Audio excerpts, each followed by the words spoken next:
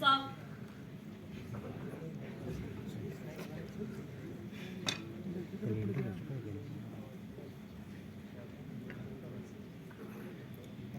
सर्वे भद्राणि पश्यन्तु मा कश्चित् दुःखभाग् भवेत् युद्धे धर्मस्य संरक्षणं रक्षितायोर्थ निर्वृत्ते.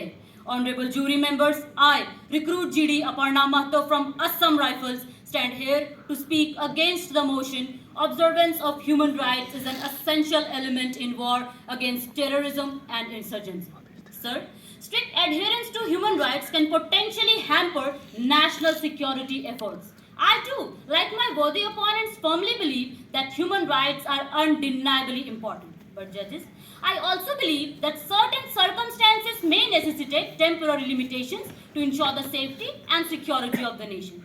Let's not talk about the individual perspective of mine or yours. Let's talk about our country at large. Our constitution has also upheld the fact that during national emergency, the enforcement of fundamental right to visit court is suspended. Is that not the violation of human rights according to my worthy opponents? After all, why just we can't digest the fact that India is a neighbor to many hostile countries? China, Pakistan, a Taliban-led Afghanistan, and a country where the military regime has uprooted the democratically established government of Myanmar. Terrorists and insurgents have got the license to violate human rights up to the utmost brutality. To name a few, 2001 Parliament attack, 2008 Mumbai attack, 2016 Uri attack, 2019 Pulwama attack. These are mere few of the mishaps that had happened in the past 20 years. There are many more such incidents. And do my worthy opponents know the motivation behind committing all these fatalities by the terrorist organizations? Because we as Indian armed forces had always upheld the morals, ethics and principles of human rights. We care for even one civilian life at the stake of our own all the time. The time and energy we spare considering human rights, they inflict on us huge loss of not only lives and wealth, but also erosion of confidence and self-esteem of the armed force personnel. Our security forces observe human rights. Yes, honorable jury members, our security forces do observe human rights even at the stake of their lives and their effectiveness.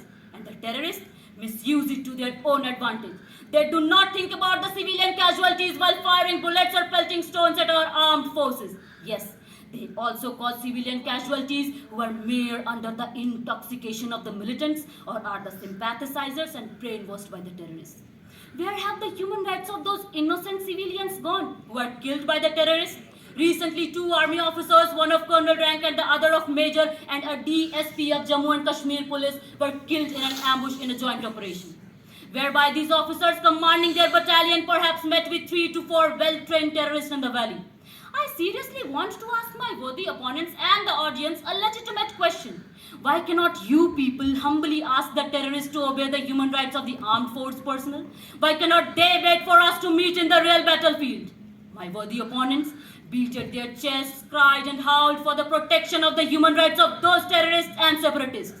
I want to ask them a question. How will you face that mother whose son has died protecting the unity, integrity and sovereignty of the nation, fighting with those terrorists by keeping in mind the repercussions and aftermath of killing the terrorists, afraid of the human rights activists? How will you face his sister who is eagerly waiting for her brother to tie Rakhi on his hand once he reach home? How will you face his old father whose only aged support, that is his son, has left him forever? Do my worthy opponents have any answer to all these questions? Our armed forces are not only the best in eliminating terrorists, but also the epitome of mercy, sympathy and forgiveness.